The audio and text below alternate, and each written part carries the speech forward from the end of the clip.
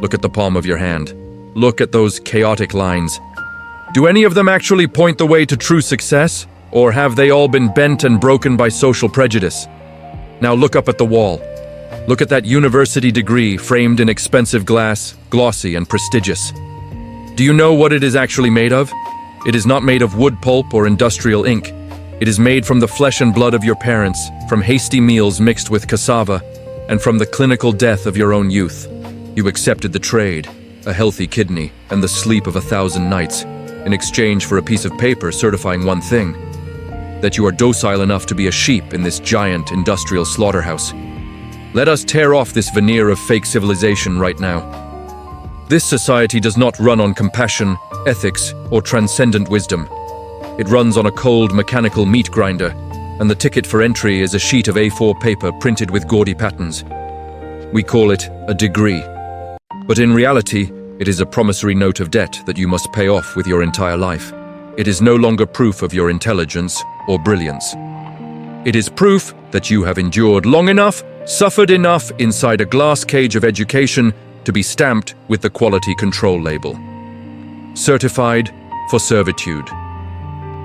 Let us begin the autopsy with the most brutal and naked market of all, the marriage market. There is a truth that makes men want to vomit in humiliation and women turn away in shame. When a bride's family looks at your degree, they are not looking for a kindred spirit, a warm heart, or conversations about the human condition. No. They are scanning the barcode on your forehead to find a walking life insurance policy. In this chaotic and uncertain society, a man's degree does not represent his brain or his mindset. It represents minimum survivability. It is a paper guarantee that you will not starve, that you can crawl into a high-rise building, sell your labor for 8 to 10 hours a day, in exchange for health insurance and a meager pension when you are old and useless. When a girl says she only likes educated men, her subconscious is not talking about books. Her primal survival instinct is screaming that she needs a male capable of bringing home stable resources, so her offspring will not have to drink fake milk or lie on the pavement when they get sick. The degree becomes a ruthless, emotionless filter. It immediately discards the young men with calloused hands from manual labor, the skilled craftsmen with dignity, regardless of how kind, loyal, or extraordinarily resilient they are. You are appraised like a commodity, weighed and measured before you can even open your mouth to speak a word of sincere love. And when the demand for this insurance package rises to a frenzy, the vultures begin to smell money. Welcome to the internal rot of commercialized education. Forget the romantic image of the university as a sanctuary of knowledge, a place where talent is nurtured. That is the greatest scam in modern history. The modern university, in essence, is a hyper-profitable waste paper business.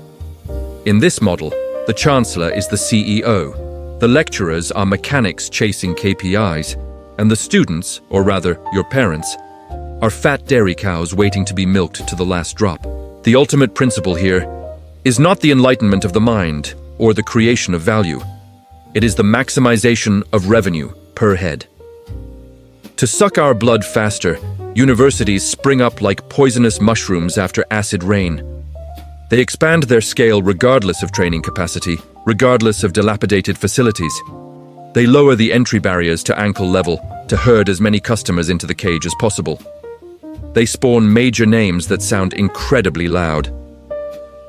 International Business Administration, Strategic Leadership Science, and Applied Management Psychology. These names sound so luxurious, so elite, making parents swell with pride before their neighbors. But inside, the content is as hollow as a dried carcass. The curriculum is not designed to forge warriors with sharp critical thinking or combat skills.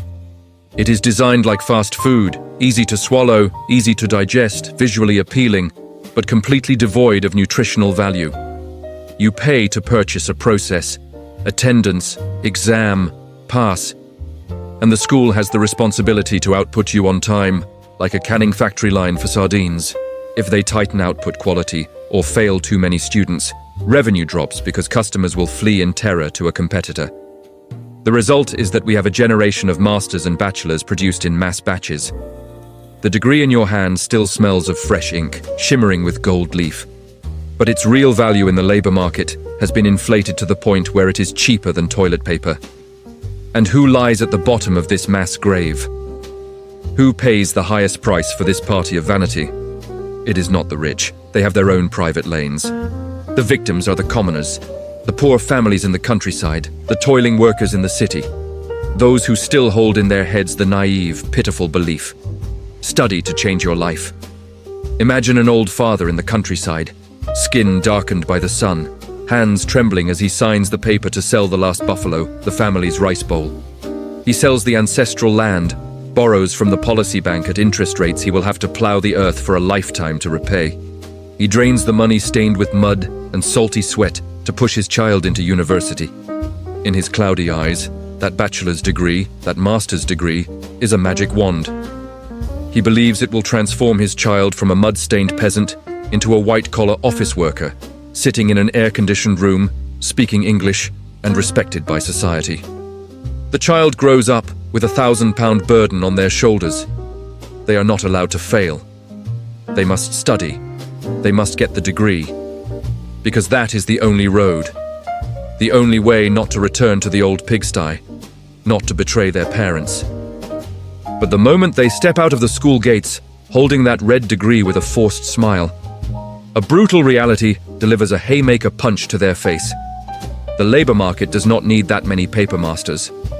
The hollow academic knowledge they crammed for 4 years is completely out of sync with what society needs to operate the economic machine. Businesses need people who can work, not people who are good at memorizing textbooks from the 90s.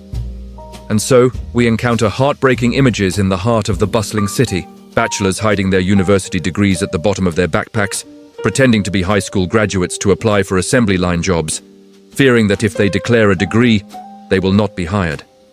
Masters driving ride-hailing motorbikes, wearing blue or red uniforms, delivering boxes of rice and cups of milk tea under the flesh-scorching sun. Look into their eyes when they accidentally run into old friends while delivering an order. That is the look of evasion. It is not just a waste of social resources, it is the destruction of a human being's self-esteem. The time they spent, 4 years, 6 years of the most brilliant, healthiest prime of their youth, has evaporated forever.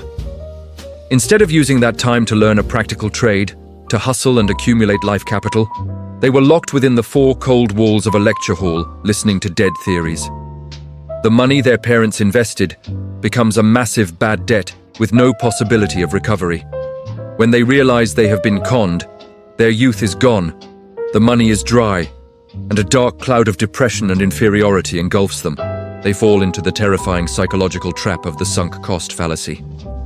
It is too painful to quit, but too heavy to carry on. They dare not throw away the degree because they regret the effort, regret the sweat and tears of their parents. But keeping it does not feed the stomach that is growling with hunger. The degree becomes a malignant tumor. It makes them ashamed to do honest manual labor. It whispers in their ears every night. You are a bachelor. You are a master. Why are you sweeping trash? Why are you waiting tables? Ooh. The hollow vanity that the degree brings is killing them, wasting them away day by day.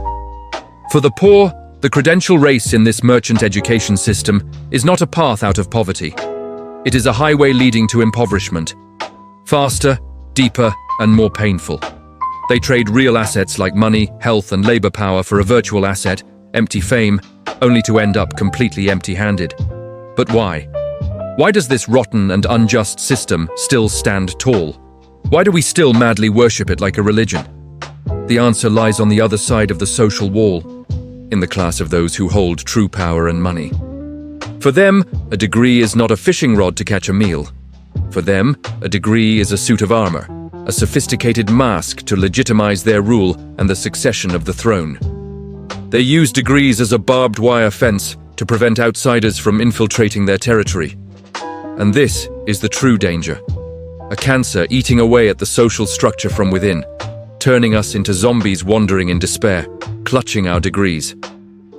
We will peel off the mask of these Nepo babies and see how they manipulate the fate of the entire community in the next part.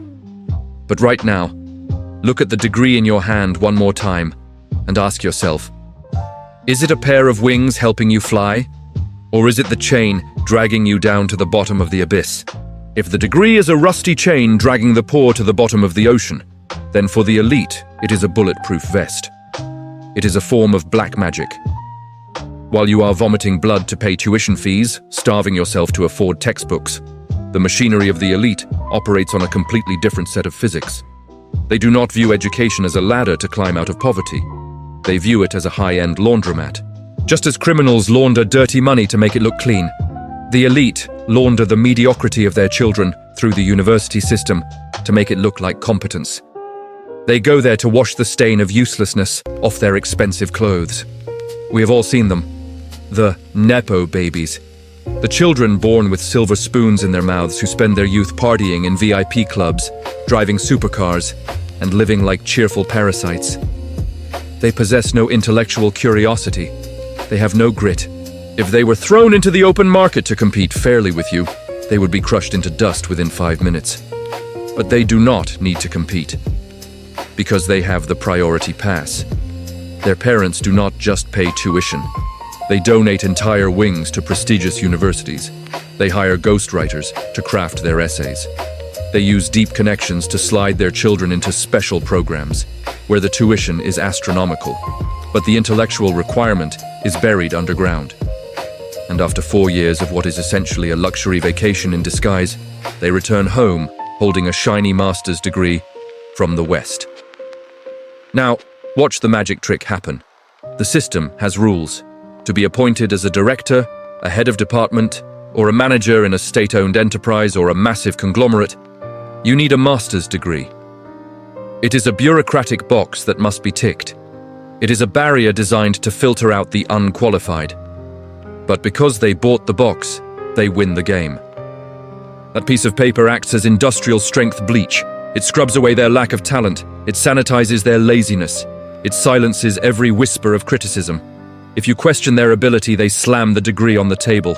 Look, they say, I'm a master. I'm a doctor. I am qualified to lead you. This is how they lock the doors of power. They create a game where the entry fee is so high that only they can play, and then they have the audacity to call it meritocracy. They use degrees to legalize nepotism. They are not just stealing your job, they are stealing the very definition of competence. They fill key positions not because they can solve problems, not because they have vision, but because they hold the right paperwork to feed the administrative monster. If this story ended with them just getting rich, perhaps we could swallow our anger and move on. But it does not end there. The tragedy is that these people, armed with hollow degrees and unearned arrogance, are the ones making decisions that affect your life. And this is where the narrative shifts from social commentary to a horror movie. When a fake degree, or a bought degree, enters the fields of medicine and education, it stops being a lie.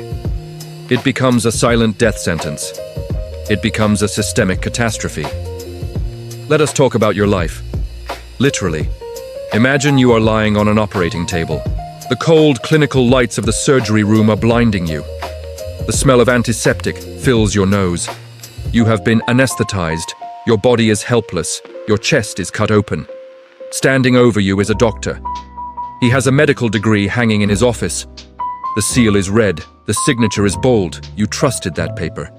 But what if that degree was the result of a special mechanism? What if he passed his anatomy exams not because he memorized the intricate map of the human body, but because his father played golf with the dean? What if he slid through medical school on a rail lubricated by money, never actually learning how to stitch a delicate vein or how to diagnose a fatal complication in seconds? In that moment, that degree is no longer paper. It is a license for disaster. We are afraid of criminals, but we should be terrified of incompetent professionals hiding behind prestige. A bridge designed by an engineer who cheated his way through school will collapse and crush hundreds of commuters. A diagnosis missed by a doctor who bought his credentials will turn a treatable illness into a funeral. We are the victims. We pay taxes, we pay hospital fees, we place our absolute trust in the system. And in return, the system gives us experts who are fundamentally hollow. We are placing our beating hearts into the hands of bad actors wearing white coats. And if the incompetent doctor kills individuals one by one, the incompetent teacher destroys an entire generation at once. Move from the hospital to the classroom. Look at the teacher standing at the podium. If that teacher secured their position through bribery, through a diploma mill, or through relationships rather than ability, what are they teaching your children? They cannot teach critical thinking because they do not possess it. They cannot inspire passion because they are only there for the pension and the stability. They are blind guides leading the blind toward a ravine. Worse, they perpetuate the cycle of lies. A teacher with a fake value system will punish creativity and reward blind obedience. They teach your children that truth does not matter, that curiosity is dangerous, and that what matters is pleasing the person in power. They infect the minds of the young with the virus of mediocrity. If a bad doctor kills the body, a bad teacher paralyzes the mind. They create a future generation that is incapable of thinking, incapable of questioning authority, and incapable of building a better world. This is the long-term poisoning of a nation. So, where do we stand amidst this wreckage? We are standing in the ruins of a society obsessed with credentials. We have created a monster. We have turned education into a marketplace, degrees into currency, and competence into a secondary afterthought. We have millions of bachelors who do not know how to screw in a light bulb, and thousands of masters who cannot write a coherent paragraph, while the truly talented are crushed under the wheel because they lack the paperwork. It is time to wake up from this collective hallucination. It is time to stop kneeling before the paper. We need to tear up this outdated social contract. We must demand a world where a person is judged by what they can actually do, not by what hangs on their wall. If you are an employer, stop throwing resumes in the trash just because they lack a specific keyword. Look at the portfolio. Look at the projects they have built. Look at the calluses on their hands. Look at the hunger in their eyes. If you are a student, stop studying just to pass the test. Study to survive. Arm yourself with skills that no one can take away. Skills that work in the mud, in the chaos, in the real world, not just in the air-conditioned exam room. And for the rest of us, we must stop being blinded by titles. When someone introduces themselves as a master or a PhD, do not bow down. Look them in the eye and ask, what have you built? What have you fixed? Who have you saved? Strip away the plastic lamination. Tear off the red seal. Look at the naked human being underneath. Because when the bridge collapses, when the heart stops beating, when the crisis hits, the paper will burn to ash, and only the truth of your ability will remain. Do not let your life be defined by a printer. Define it by your hands, your mind, and your blood. The exam is over.